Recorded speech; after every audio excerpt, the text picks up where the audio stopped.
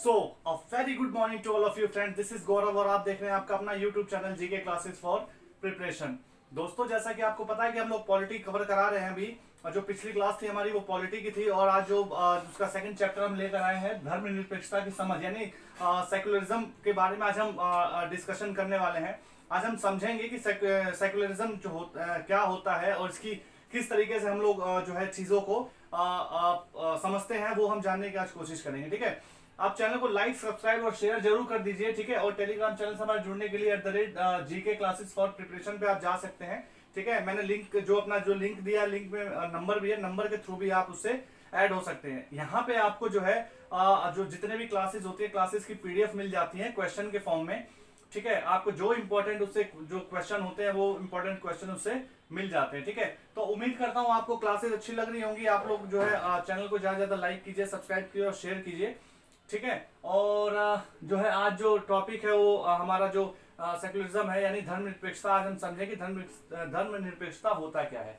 ठीक है, सो तो चलिए, first of all we will know about we will try to understand about secularism and we what we think about our society and what we know our society as we are a citizen of India. So we have some you can say some important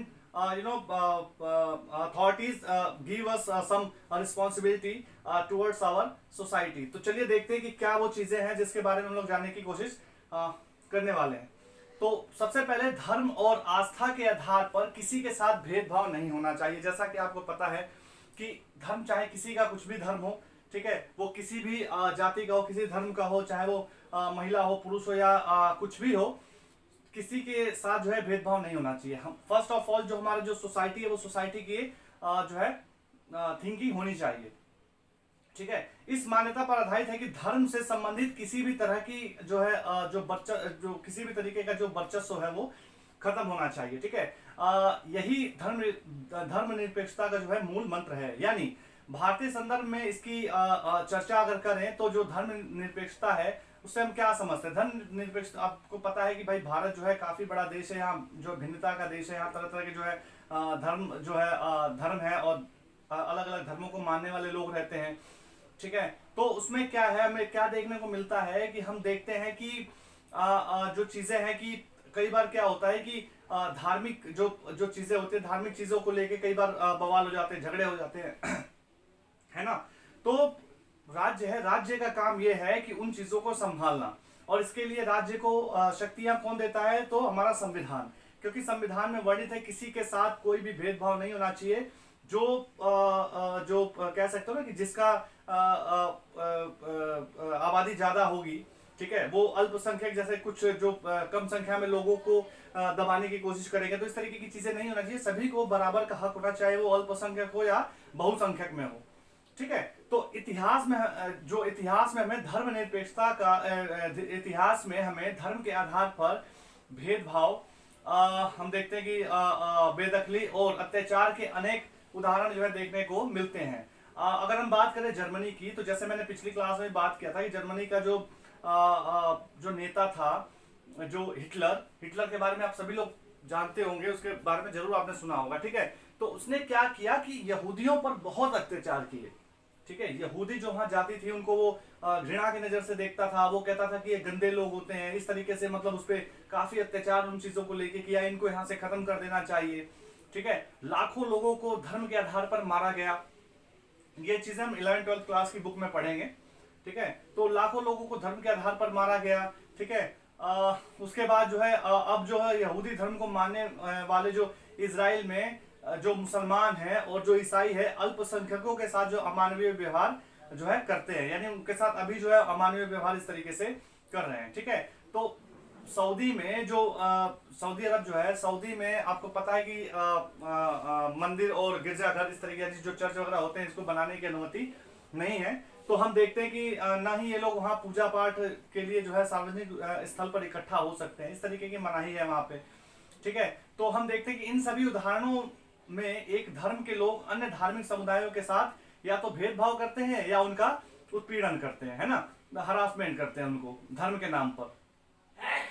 अब सबसे पहले सवाल ये उठता है कि धर्मनिरपेक्षता है क्या। धर्मनिरपेक्षता को समझने के लिए हम लोग आगे की चर्चा जो है करते हैं कि धर्मनिरपेक्षता क्या है। ठीक है,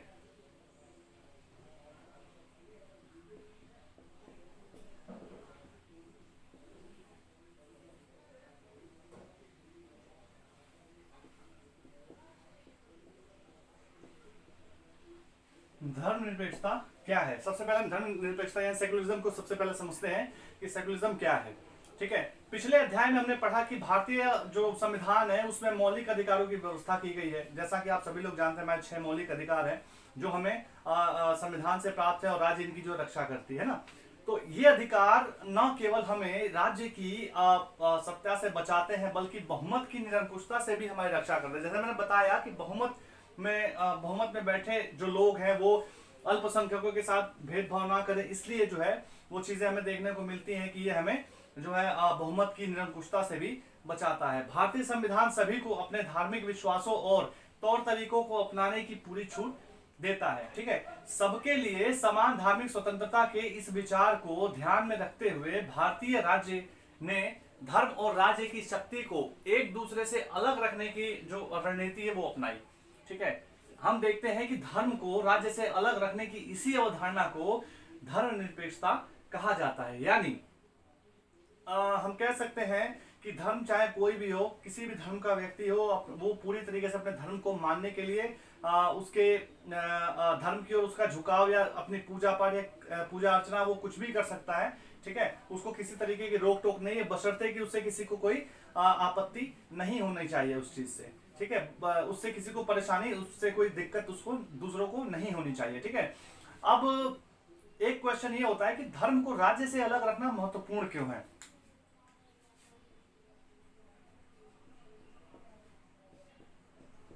धर्म को राज्य से अलग रखना महत्वपूर्ण क्यों है। ठीक है, क्यों महत्वपूर्ण है। तो जैसा कि हमने पीछे जो है चर्चा की है कि धर्मनिरपेक्षता का सबसे महत्वपूर्ण पहलू है धर्म को राज्य सत्ता से अलग करना। ठीक है, यानी जो धर्म है उसको जो राज्य की जो सत्ता है उससे अलग करना, उसका सबसे पहला जो है महत्वपूर्ण पहलू है। एक लोकतांत्रिक देश में यह आवश्यक है कि धर्म को जो है राज्य से अलग किया जाए। ठीक है, यानी धर्म का अलग काम है, राज्य का जो है अलग काम है। राज्य का काम है लोगों की रखवाली करना, उनकी देख रेख करना, राज्य को जो है अच्छे से उसका उसको संभालना, उसको देख रेख करना, ना कि इस तरीके की चीजों में पढ़ना या इंटरफेयर करना। हर देश में विभिन्न धर्मों के लोग रहते हैं जैसा आप जानते हैं। ठीक है, और किसी ना किसी धर्म की जो है हम देखते हैं कि विभिन्न धर्मों के लोग रहते हैं और किसी ना किसी धर्म को मानते हैं, या जाहिर सी बात है कि किसी ना किसी धर्म के मानने वाले लोगों की जो जनसंख्या होगी वो अधिक होगी। ठीक है, राज्य सत्ता में जो पहुंचते हैं वो लोग, या जब उनके हाथ में जब सत्ता आ जाती है तो दूसरों धर्मों के खिलाफ भेदभाव वो कर सकते हैं। उन धर्मों के खिलाफ जो अल्पसंख्यक है, आप कुछ कह सकते हो कि जिनकी तादाद कम है। तो कहने का मतलब ये है कि इन जैसी चीजों से उसको बचाने के लिए ही हमें जो है इस तरीके के जो है हम कह सकते हैं कि इस तरीके से जो है संविधान में इसका प्रोविजन है। ठीक है, तो जैसे मान लीजिए कि कोई बहुसंख्यक राष्ट्र है और उस जो एक राष्ट्र है और राष्ट्र में बहुसंख्यक लोग हिंदू हैं, तो जो माइनॉरिटी वाले लोग होंगे यानी जो अल्पसंख्यक लोग होंगे उनको क्या करते हैं कि उनको दबाने की कोशिश करेंगे, यानी सारी चीजें अपने हिसाब से लागू करने की कोशिश करेंगे। लेकिन वो उनसे नहीं पूछा जाएगा कि किस तरीके से भाई आपके क्या विचार है इस चीज पर, है ना। तो जो हमारा राज्य है, आपको पता है कि हमारा लोकतंत्र है, लोकतंत्र में सभी को वोटिंग का अधिकार होता है ना। तो चाहे वो माइनॉरिटी हो, चाहे वो हिंदू हो, मुस्लिम हो, किसी भी धर्म का हो, उसको सबको जो है वोट करने का अधिकार उसके पास अधिकार है, उसके पास राइट है। ठीक है, तो इसके साथ साथ हम देखते हैं कि धार्मिक अल्पसंख्यकों के साथ भेदभाव, कई बार भेदभाव होते हैं, है ना। उनको अल्पसंख्यक के नाम पर उसके साथ भेदभाव किया जाता है, उनके साथ जोर जबरदस्ती की जाती है ना। कई बार उनकी हत्या तक कर दी जाती है। हमें कई जगह एग्जाम्पल देखने को मिलते हैं, कई दूसरे देशों में भी एग्जाम्पल इसके देखने को मिलते हैं ना। धर्म के अनुसार हम देखते हैं कि उनको जो है जीने से उनको रोका जाता है, ठीक है, जबरदस्ती उनको बोला जाता है कि नहीं आप इस धर्म के हो, आप इस धर्म को अपनाओ, है ना, इस तरीके से उनके ऊपर अत्याचार किए जाते हैं इसके नाम पर, ठीक है। तो धर्म के आधार पर किसी भी तरह का भेदभाव उन अधिकारों का उल्लंघन है जो एक लोकतांत्रिक समाज किसी भी धर्म को अपनाने वाले प्रत्येक नागरिक को प्रदान करता है, ठीक है। लिहाजा बहुमत की निरंकुशता और इसके कारण मौलिक अधिकारों का हनन होता है, ठीक है। वह अहम कारण है जिसके कारण या जिसके चलते लोकतांत्रिक समाजों में राज्य और धर्म को अलग अलग रखना इतना महत्वपूर्ण माना जाता है ताकि किसी के साथ भेदभाव ना हो सके, ठीक है।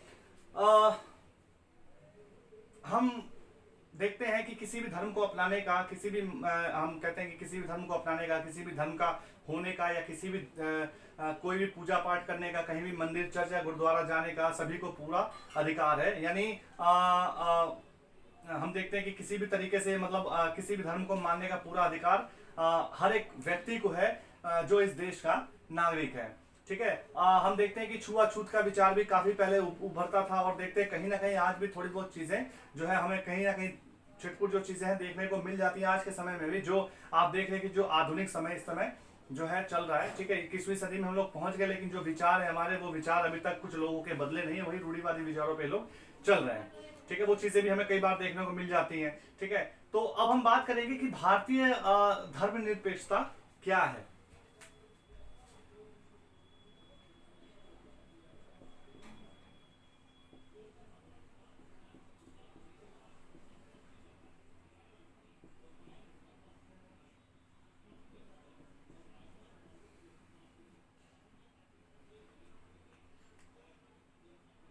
भारतीय धर्मनिरपेक्षता क्या है?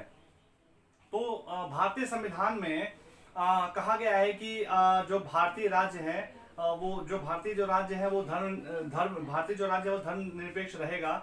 हमारे संविधान के अनुसार केवल धर्मनिरपेक्ष राज्य ही अपने उद्देश्यों को साकार करते हुए जो है कुछ बातें हैं जिन बातों का ख्याल रख सकता है, और वो क्या चीजें हैं?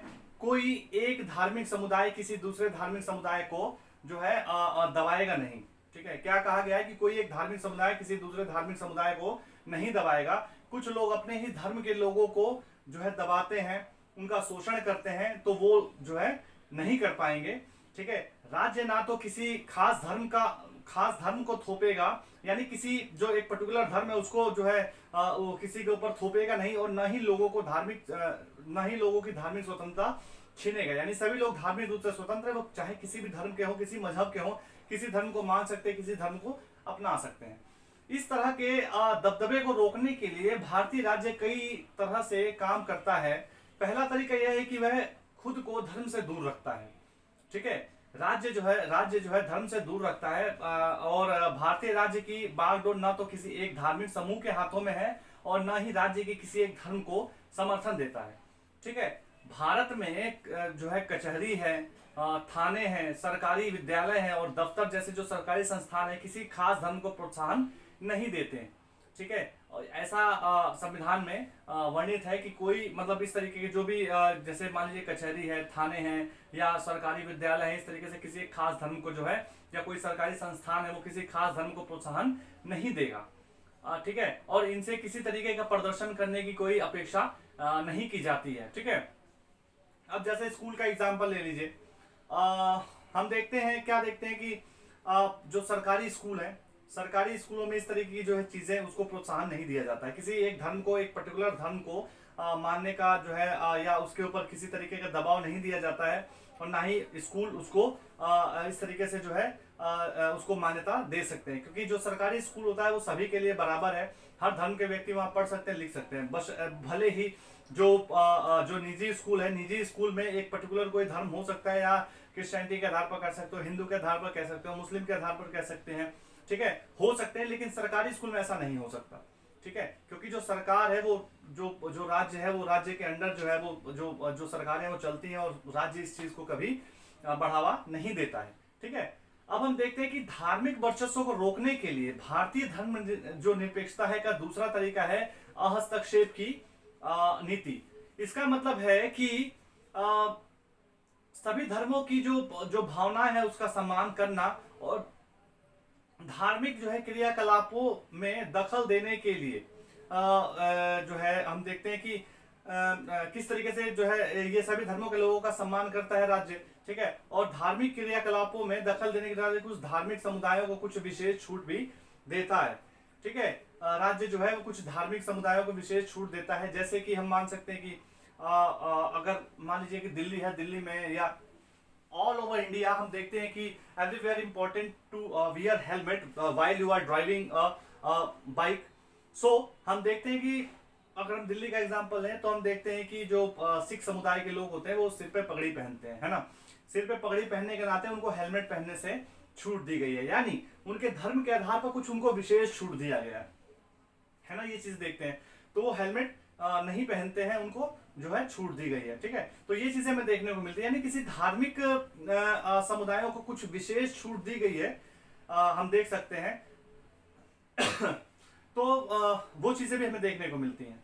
अच्छा, धार्मिक वर्चस्व को रोकने के लिए भारतीय धर्मनिरपेक्षता का जो तीसरा तरीका है वो हस्तक्षेप की नीति का है, ठीक है। यानी हमने छुआछूत के बारे में पढ़ा, ठीक है, हमने उसके बारे में जानने की कोशिश की। यह इस बात का जो है उपयुक्त उदाहरण है कि किस तरह एक ही धर्म के लोग यानी ऊंची जाति के लोग जो होते हैं वो अपने ही धर्म के अन्य सदस्यों यानी जो निचली जातियों के लोग जो होते हैं उनको दबाने की कोशिश करते हैं, ठीक है। तो धर्म के नाम पर अलग थलग करने और भेदभाव को रोकने के लिए भारतीय संविधान ने में जो है छुआछूत की पाबंदी लगाई है, ठीक है। यानी किसी के साथ भेदभाव नहीं होगा, किसी के साथ जो है भेद यानी जाति के नाम पर उनके मौलिक अधिकारों का हनन नहीं होगा और जो है राज्य इसे रोक सकता है, यानी राज्य इसे रोकता है, ठीक है।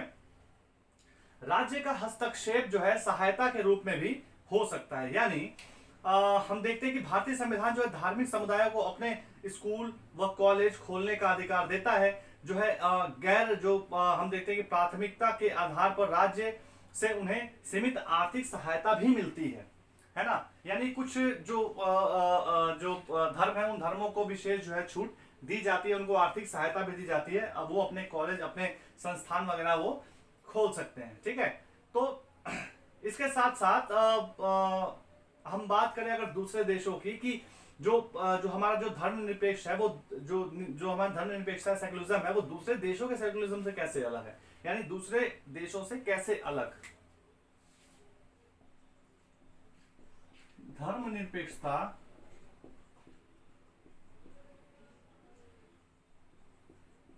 दूसरे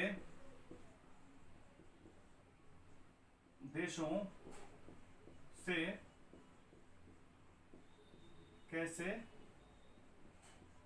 अलग है, ठीक है। इसको भी समझ लेते हैं। तो हम बात करते हैं अमेरिका की। जो हमने अमेरिका के बारे में बात की थी, तो अमेरिका के बारे में हमने बात करते हुए क्या सीखा था कि जो विश्व का जो सबसे पहला लिखित संविधान है वो अमेरिका का है, ठीक है। और जो भारत है वो भारत का सबसे बड़ा विस्तृत या लिखित रूप में जो विस्तृत संविधान है वो भारत का है, ठीक है। तो अमेरिकी जो संविधान में हुए पहले संविधान संशोधन के जरिए हम देखते हैं कि विधायिका को ऐसे कानून बनाने से रोक दिया गया जो धार्मिक संस्थानों का पक्ष लेते थे, ठीक है, और या धार्मिक जो स्वतंत्रता को रोकते हैं, ठीक है। इसका हम देखते हैं कि इसका मतलब यह है कि विधायिका किसी भी धर्म को राजकीय धर्म घोषित नहीं कर सकती, न ही विधायिका किसी एक धर्म को ज्यादा प्राथमिकता दे सकती है। अमेरिका में हम देखते हैं कि जो राज्य है वो जो धर्म से वो अलग है, वो एक दूसरे के को इंटरफेयर नहीं कर सकते। अमेरिका का जो शासन है वो धर्म में इंटरफेयर नहीं करेगा, वहां का धर्म वहां के राज्य में इंटरफेयर नहीं करेगा, यानी एक दूसरे का दखल नहीं है, वो अलग है। बल्कि भारत में ऐसा है कि कई मायनों में हम देखते हैं कि जो भारतीय जो राज्य है वो अगर लगता है कि किसी के साथ कोई शोषण हो रहा है धर्म के आधार पर, किसी के साथ कोई भेदभाव, तो राज्य उसको रोक सकता है, राज्य के पास अधिकार है। पर अमेरिका में अधिकार नहीं है, ठीक है, यानी वो दोनों एक दूसरे से बिल्कुल अलग है। तो हम देखते हैं कि भारतीय निरपेक्षता जो है उसमें राज्य को धार्मिक मामलों में हस्तक्षेप करने की जो है छूट दी गई। वो इसीलिए दी गई है ताकि वो जो चीजें है ना कई जगह अगर किसी के साथ अमानवीय व्यवहार हो रहा है, अगर किसी के साथ कोई क्रूरता हो रही है तो उसको राज्य रोक सकता है, ठीक है। तो ये चीजें हमें वहां देखने को मिलती है, ये अंतर है। अब अब हम बात करते हैं, एक एग्जांपल लेते हैं कि फरवरी 2004 में फ्रांस में एक कानून बनाया गया, ठीक है। और वो कानून क्या था? इस कानून में जो है प्रावधान किया गया कि कोई भी विद्यार्थी जो है इस्लामी बुर्खा या यहूदी टोपी या बड़े बड़े ईसाई जो क्रॉस होते हैं जैसे धार्मिक अथवा राजनीतिक चिन्हों या प्रतीकों को धारण करके स्कूल में नहीं आएगा, ठीक है। फ्रांस में जो रहने वाले जो अप्रवासी थे वे इन कानून को उन्होंने इन कानूनों का जो है विरोध किया, ठीक है। और वे मुख्यतः अल्जीरिया, ट्यूनीशिया और मोरक्को जैसे देशों से आए थे जो पहले फ्रांस के उपनिवेश थे। तो चीजें क्या थी? चीजें थी कि इन लोगों को उससे मना किया गया, इसलिए किया गया कि वो जो ये जो चीजें थी वो एक पर्टिकुलर धर्म को शो करती हैं, उन चीजों को दिखाती हैं, तो इसीलिए उन चीजों को मना किया गया। अब वहां की सरकार क्या सोचती है, उनका कानून क्या है, वो किस तरीके से अपना काम करेंगे, वो उनकी जिम्मेदारी है, ठीक है। तो हमने एग्जाम्पल इसलिए लिया ताकि हम उसके बारे में जान सके कि ऐसे दूसरे देशों में भी इस तरीके की चीजें हमें देखने को मिलती हैं। तो वहां की जो लड़कियां थी ना, वो जो लड़कियां होती थी आती थी, वो क्या करते थे, सिर पे रुमाल बांधती थी, जैसे पटका टाइप का बांध लेते ना, तो इससे शो होता है कि भाई किस तरीके से इस्लामी है या किस तरीके से वो किस धर्म की है, तो इससे वो चीजें जो है देखने को मिलती थी। तो ये एक एग्जाम्पल फ्रांस का हो गया।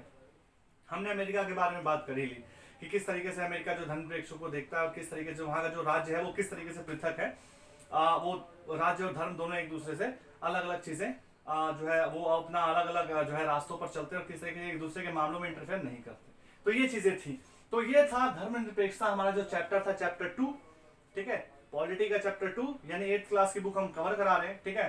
तो इसका जो पीडीएफ है आपको मिल जाएगा टेलीग्राम पे, आप टेलीग्राम चैनल को ज्वाइन कर सकते हैं। यूट्यूब के हमारी जो क्लास है @गौरव के मिश्रा 95 के नाम से है, और जीके विद गौरव के मिश्रा के नाम से आप सर्च करके आप इसको देख सकते हैं, ठीक है। आप चैनल को लाइक, सब्सक्राइब और शेयर जरूर कर दीजिए, ठीक है। और आप देख सकते हैं कि जो हमारा YouTube का चैनल, वो जो क्लास है वो 84वीं क्लास है। तो हम रेगुलर क्लासेस लेके आ रहे हैं, उम्मीद करता हूँ आपको क्लासेस अच्छी लग रही होंगी, ठीक है। और इसी उम्मीद के साथ उम्मीद करता हूँ आप सभी लोग स्वस्थ होंगे, मस्त होंगे और अपनी तैयारियों में लगे होंगे। आगे बहुत सारे एग्जाम है, अगर आपने CAPF के जो है SSC के थ्रू जो है कुछ भर्तियां आई हुई हैं, सब इंस्पेक्टर वगैरह की भर्तियां हैं, आप चाहें तो CAPF में सब इंस्पेक्टर की भर्तियां वो भर सकते हैं, ठीक है। और इसी के साथ जो है अगर आप कमेंट करेंगे तो उसके बारे में भी मैं जानकारी आपको दे दूंगा, ठीक है। तो फिलहाल अभी इस चैप्टर में इतना ही, हम फिर हाजिर होते हैं एक नए चैप्टर के साथ। तब तक के लिए नमस्कार, धन्यवाद।